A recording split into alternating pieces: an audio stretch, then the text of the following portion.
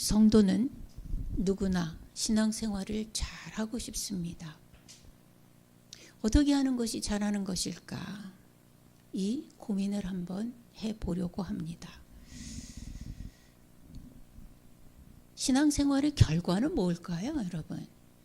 신앙생활의 결과, 뭐 하자고 이렇게 하는 거죠? 히브리서 기자는 이렇게 얘기합니다. 우리 신앙생활의 최종 결과는 구원이다. 다시 말해서 살아계신 하나님, 살아계신 주님의 인정을 받는 겁니다. 무엇으로? 내 자녀로.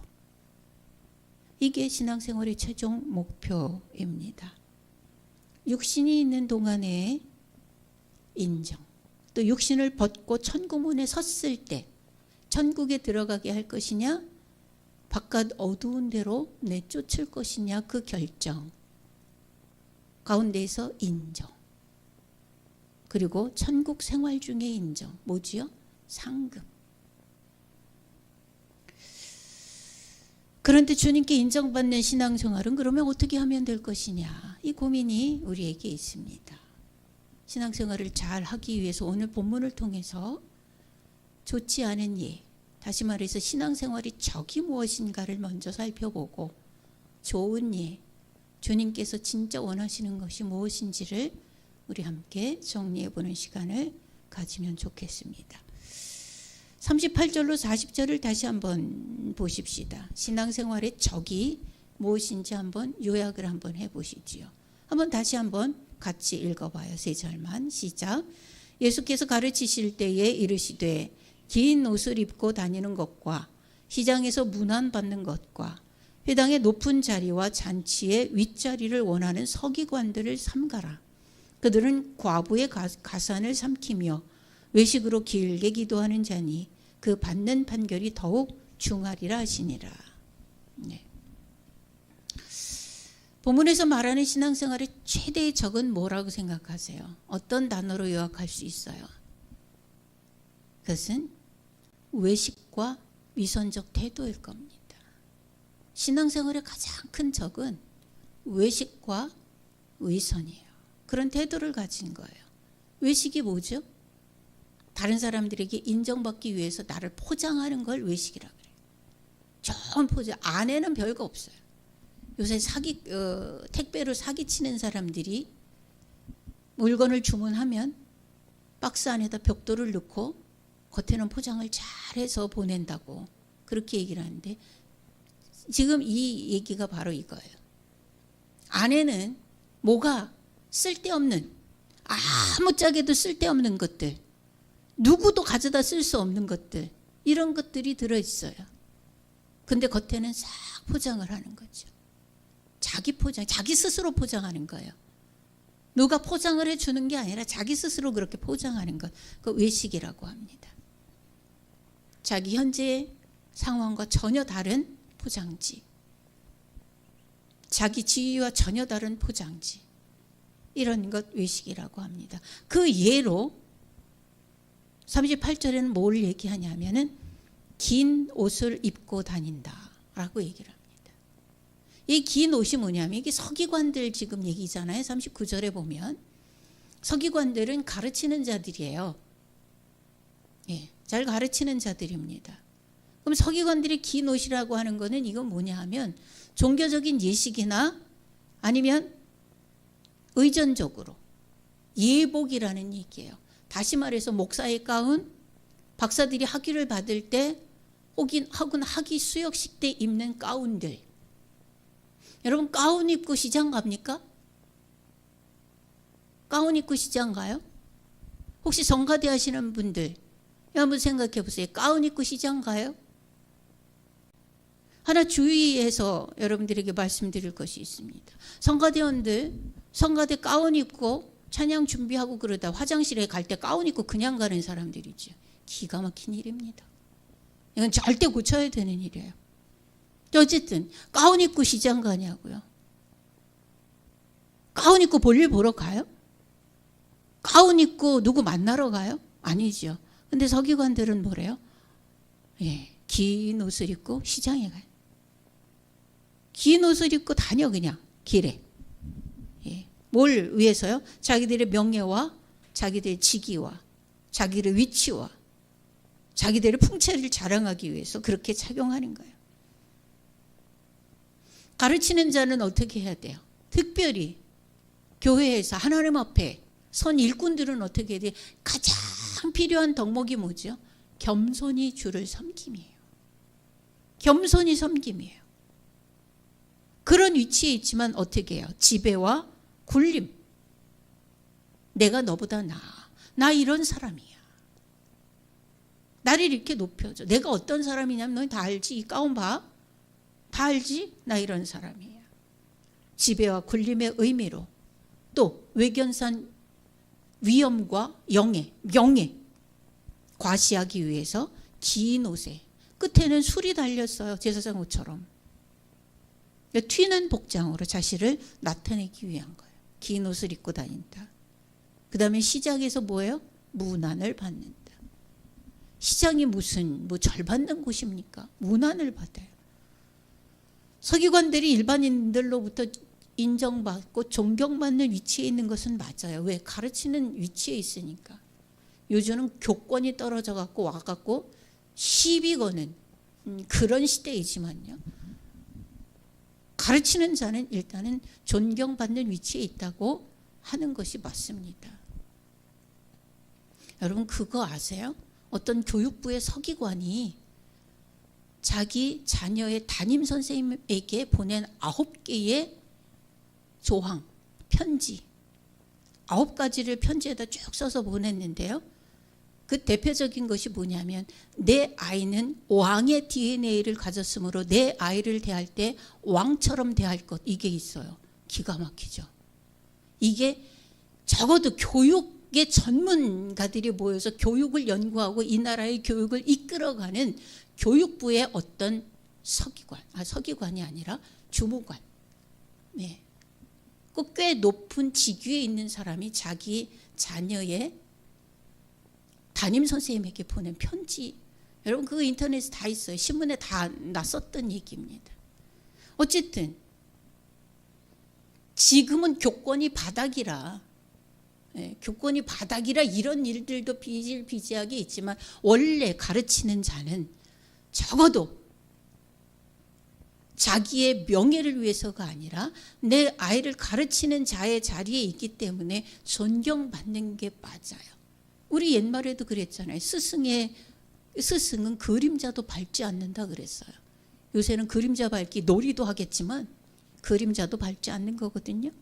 그런데 스승 스스로가 자기가 존경받아야 된다라고 하는 사명감에 취해서 어디 가서든지 문안을 받는, 인사를 받는 거예요.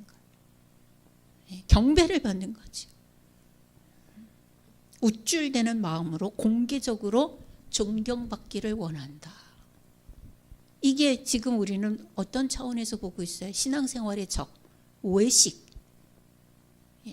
위선적 태도라고 하는 차원에서 지금 예수님이 직접 말씀하신 예들을 지금 보고 있는 거예요.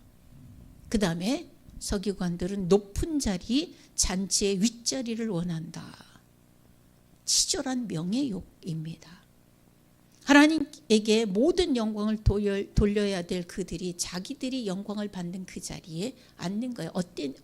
어디를 가든지 어느 곳에서든지 뭔가를 다 주관하고 리드하는 그 자리에 자기가 꼭 있어야 된다는 그런 착각에 빠져 있는 거죠. 이게 신앙생활의 외식이에요. 우리는 뭐 그렇지 그럴 수도 없는 교회이지만 큰 교회 가보면요, 큰 교회는요 대통령이 신앙생활 하는 그리스도인이면 대통령도 올 수 있어요, 국무총리도 올 수 있어요, 장관도 올 수 있어요, 판사도 올 수 있어요, 대법원장도 올 수 있어요, 인기 많은 연예인도 올 수 있어요. 누구든지 다 교회에 올 수 있잖아요. 그런데 그들이 와서 성도의 삶을 사는 게 아니라 연장되어져서 대법원장의 삶을 교회 안에서도 산다. 교회 안에서도 산다. 교회 안에서도 검사고 교회 안에서도 경찰이고 교회 안에서도 교장이고 교회 안에서도 내가 대기업 회장이고 이렇습니다. 이거 얘기하는 거예요. 언제나 높은 자리 윗자리.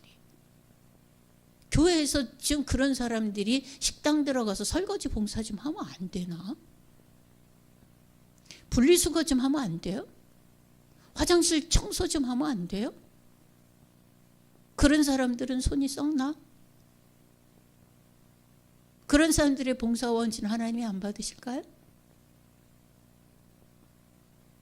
자기의 위치에 따라서 늘 자기는 그런 자리에 있어야 된다라고 하는 착격적인 사명감을 가진다.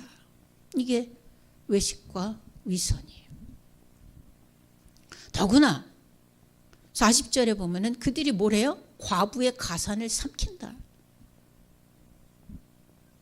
여러분, 성경에 보면 사회적으로 보호받아야 될 대상이 있어요. 누구죠? 고아와 가난한 자와 과부예요. 그러면 그들을 도와야 돼요. 교회는, 사회는, 있는 자들은, 네? 사회적인 명망이 있는 사람들이 사회에 재혼신을 하는 것을 우리는 알죠? 뭐 노블레스 오블리주인가요? 네. 그렇게 해서 사회적인 그런 좋은 건강한 풍토를 만들어가는 세상인데, 하나님의 백성들 중에 자기의 위치를 가지고 갈취하는 사람들도 꽤나 있다. 과부의 가산을 삼킨다. 오히려 그들을 돕고 그들을 세우고 그들이 살아가는 데 지장이 없도록 그렇게 살펴보아 주어야 할 그 위치에 있는 사람이 그것을 하지 않는다. 역행하는 그런 모습들. 그 다음에 외식으로 길게 기도한다. 외식으로 길게 기도한다. 여러분 잘 아세요? 영적인 생활에도 외식이 엄청 많다는 거. 내가 기도하니까 무슨 음성을 들었대. 내가 꿈을 꾸니 무슨 뭐가 보였대. 예. 내가 기도할 때 감동이 왔대. 아니 그게 없다는 거 아니에요. 은사 자체를 부정하는 거 아니에요. 늘 말씀드리지만 저는 은사를 부정하는 사람은 아닙니다. 그게 얼마나 신앙생활 중에 활력을 주고 하나님께로 가는 확신을 주고 하나님과 동행하는 데 힘을 주는지 잘 압니다. 그러나 중요한 것은 이거를 떠벌리고 다닌다. 이걸 떠벌리고 다닌다. 그 순간 가짜예요. 그 순간 가짜예요. 하나님 내게 은혜를 주셨으면 그것은 말씀으로 나오는 것이고 내 삶으로 나오는 겁니다. 내 확신으로 나오는 거예요. 하나님 기도에 힘을 주셨다. 그건 어떻게 나와요? 내 골방에 들어서 기도할 때 중보의 힘으로 나오는 겁니다. 내가 기도했는지도 모르지만 그 사람은 편안해졌어. 그런 역사가 일어나는 거예요. 그런데 영적 생활에 외식이 너무 많아. 예. 외식으로 길게 기도한다. 하나님의 뜻을 구하는 것보다는 어떤 목적을 가지고 보여주기 위하여 아니면 자기 만족을 위하여 자기가 할 말을 만들기 위하여 이런 영적 생활을 하는 사람들도 있다. 신앙생활의 적입니다. 신앙생활의 적은 외식과 위선이에요. 그런데 역으로 반대로 41절과 41절부터 44절에 보면 신앙생활에 아주 좋은 예가 보여집니다. 이거 한번 본문을 다시 읽으면서 이것은 또 무엇으로 어떤 단어로 요약되어질지 한번 찾아보실 수 있기 바랍니다. 41절로 44절 우리 교독해 봅니다. 예수께서 헌금함을 대하여 앉으사 무리가 어떻게 헌금함에 돈 넣는가를 보실세. 여러 부자는 많이 넣는데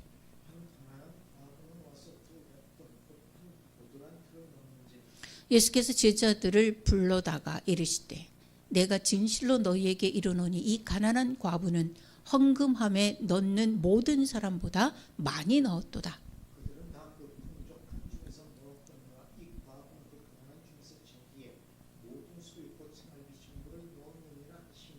아멘. 자, 예수님께서 지금 주목하고 있는 장면, 이거는요, 어느 가난한 과부, 헌금함에 헌금을 넣는 사람들의 자세와 그들의 헌금과 이런 것들을 보고 계세요. 예수님 헌금함 앞에 앉으셨다 그랬어요. 근데 예수님 주목하는 것은 지금 가난한 과부의 헌금이에요. 왜? 왜일까요, 여러분? 그래서 44절에 답이 있어요. 44절을 다시 보시면 그들은 다 풍족한 중에 넣었거냐 이 과부는 그 가난한 중에서 자기의 모든 소유 곧 생활비 전부를 넣었느니라. 이렇게 얘기합니다. 여러분 이 장면을 보면서 신앙생활의 좋은 예 어떤 단어로 표현할 수 있을 것 같으세요? 순종과 헌신입니다. 신앙생활의 적은 뭐예요? 외식과 위선이에요. 신앙생활의 좋은 예는 순종과 헌신입니다. 자, 44절에 자기의 모든 소유, 생활비의 전부를 넣었다. 이렇게 얘기합니다. 이거 무엇을 얘기하는 거죠? 무조건 전부를 넣으라는 말이에요? 예수님 지금 그걸 원하셔서 이렇게 되는 거예요? 그럼 어느 정도 선에 이를 수 있도록 많이 넣으라는 얘기인가요? 절대 아니죠. 절대 아닙니다. 얘는 양의 문제가 아니라 가치의 문제, 순종의 문제, 따름의 문제, 이걸 말씀하고 있는 거예요. 만이라고 하는 그 양의 문제라고 하면 부자들이 넣는 게 부자의 조금을 넣어도 과부의 두 랩돈보다 많지 않겠습니까? 양의 문제가 절대 아님을 인지하고 보셔야 돼요. 이건 가치의 문제입니다. 이건 순종의 문제예요. 이것은 주님께서 명령하시는 것을 따르느냐, 내가 기꺼이 나의 모든 것을 드러내느냐 하는 헌신의 문제라고 하는 거예요. 여러분 우리가 헌금을 할 때, 예물을 넣을 때 이것을 가치로 나 자신이 스스로 내가 예물을 드리는 이 부분에 대해서 내가 스스로 그 가치를 가지고 그리고 예수님의 말씀에 하나님의 말씀에 순종하고 따름 헌신하는 그런 마음으로 드리느냐 그렇지 않으냐는 이 하나님 예수님이 인정하시는 과부의 두 랩돈이 되느냐 부자들의 많은 헌금이 되느냐의 결정의 조건이 되어집니다. 예를 한번 들어봅시다. 형편이 어려운 사람이 이게 늘 마음에 먹다가 뭐 걸린 것처럼 내려가지 않는 게 있어요. 그건 뭐냐 하면 11조, 감사헌금, 각종 헌금들이 그렇습니다. 자, 11조를 한번 예를 들어봅니다. 제가 신앙에 연륜도 있어요. 직분도 있습니다. 그런데 사업에 혹은 직장을 갑자기 잃었어요. 사업에 실패를 했어요. 지금 살기도 어려워요. 수입이라고 하는 건 전혀 없고 빚만 잔뜩이에요. 그런데 누가 보면 얘기하는 것처럼 땅을 파서 노동을 하자니 막노동을 하자니 힘이 없고 빌어먹자니 창피하고 이거 이러지도 못하고 저러지도 못하고 있는데 다행히 어떻게 하다가 일을 하겠어요. 일당을 벌었어요. 일당을 5만 원 벌었다고 얘기를 한번 해봅시다. 지금 대여섯 시간 하면 5만 원 충분히 벌죠? 5만 원 벌었다. 그러면 이게 이제 늘 있는 수입이 아니다 보니까 11조를 하려면 얼른 떼서 하지 않으면 그 11조는 못하지요. 우리가 직장 생활을 하는 사람들이 11조 잘할 수 있어요. 왜냐하면 한 달에 한 번씩 딱딱 들어오니까 그때 딱 떼서 드리면 아주 온전한 11조가 되는데 그렇지 않으면 11조를 하기가 잊지 않고 빼놓지 않고 하기가 쉽지 않아요. 그러니까 이런 형편에 있는 사람이 어쩌다 한번 5만 원이 들어왔어. 그럼 5만 원에 11조는 5천 원이잖아요. 여기에 헌신의 마음이, 가치의 마음이, 순종의 마음이 따르지 않고 단돈 5천 원에 꽂히면 양이 적다는 이유로 낯간지러워서 헌금을 못하는 경우가 있습니다. 그거는 누가 적이에요? 내가 적이에요. 스스로 내가. 그러면 과부의 2렙돈, 1고단트 여기에 이르를 수 없어요. 주님이 인정하시는 너의 전부를 넣었구나. 내 생활비에 전부를 넣었구나. 이게 안 되는 거죠. 이게 안 되는 거예요. 예수님, 그런 의미에서 예수님은 그 헌금을 작다, 많다, 크다, 적다가 아니라 전부라고 하는 그 단어로 표현하고 계신 겁니다. 전부. 예. 그 다음 뭐예요? 잘하는 신앙생활은 뭐예요? 순종과 헌신에 있다. 말씀하신 대로 순종하고 말씀하신 대로 헌신하고 작든 크든 간에 내가 그 대열에 동참할 수 있음에 아주 귀한 가치를 두는 것. 이게 신앙생활이라고 하는 거예요. 여러분 지금 39절에 얘기하는 것처럼 사두개인의 기도 어때요? 무조건 길게 하는 거예요. 이걸 성경에서는 중언부언이라고 말하기도 합니다. 같은 말을 반복하는 건 그것이 아니에요. 우리는 정말 절박하면 그 이야기를 하나님 앞에 절절하게 계속해서 이야기할 수밖에 없는 그런 경우도 있어요. 그걸 중언부언이라고 말하지 않아요. 중언부언이라고 하는 것은 뜻없이 이 말했다 저 말했다 이 말했다 저 말했다 아무 의미도 없이 자기도 무슨 말하는지 기억도 못하면서 그냥 했다 말았다 그런 기도를 우리는 주로 중언부언이라고 해요.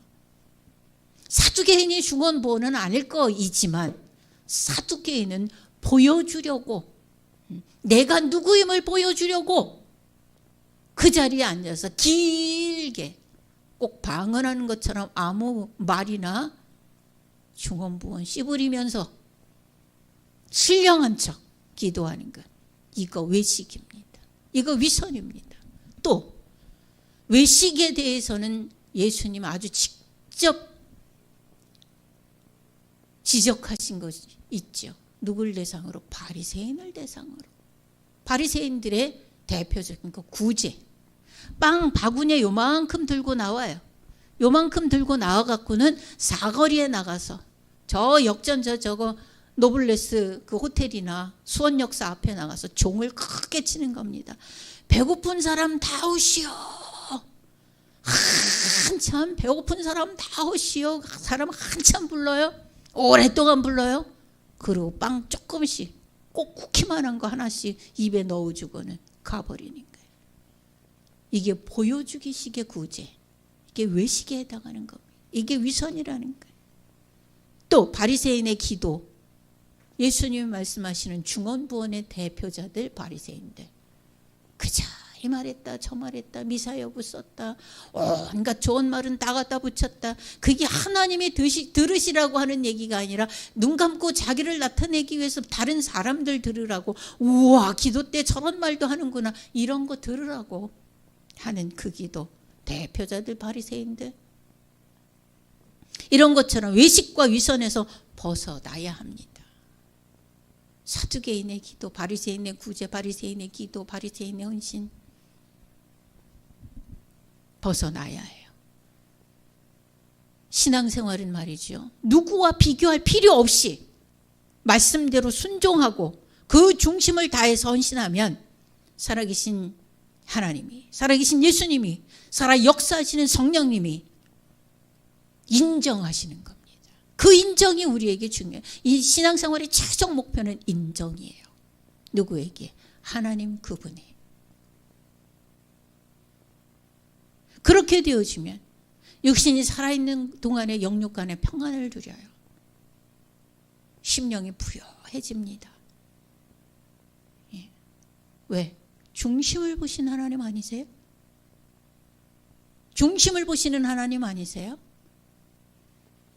부요한 자를 찾아오신 것이 아니라 가장 낮은 곳에 가장 힘없는 모습으로 오신 예수님 아니세요? 자리 가리지 않고 감옥에도 찾아가 역사하시고 옥문을 터뜨리시는 성령님 아니세요? 가치의 문제입니다. 순종의 문제입니다. 헌신의 문제입니다.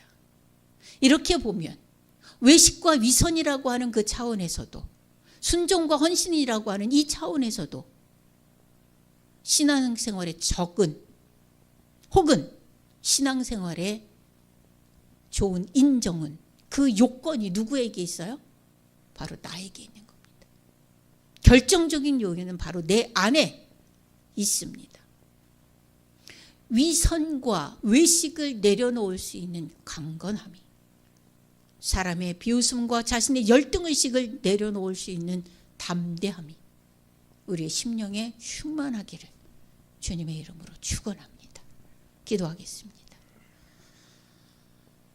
살아 역사하시는 우리의 아버지 하나님, 주님 앞에 서서 주님의 시각으로 나를 봅니다. 주님의 시각으로 우리를 엑스레이 찍듯 투영합니다. 참 온갖 지저분하고 더러운 것들, 포장지들 하나님 자신 있게 내려놓고 예수님 앞에 벌거벗듯 그렇게 순수하고 깨끗하게 있는 그대로 서서 주님의 은혜를 흠뻑 머금고 주님의 능력을 흠뻑 취하도록 체험받고, 그렇게 세상에 자격과 조건이 없어도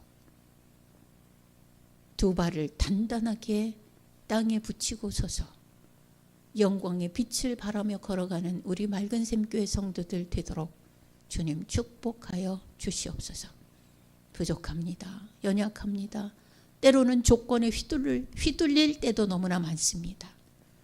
주님, 우리의 연약함을 불쌍히 여기사 우리가 무릎 꿇어 기도할 때에, 눈물 흘려 주님을 구할 때에 긍휼을 베풀어 주셔서 주님께 인정받는 신앙생활을 할 수 있게 하시고, 신앙생활의 적인 내 자신의 성향을 십자가에 과감히 못 박고 하나님 부활할 수 있도록 은혜를 베풀어 주옵소서. 예수님 이름으로 기도하옵나이다. 아멘.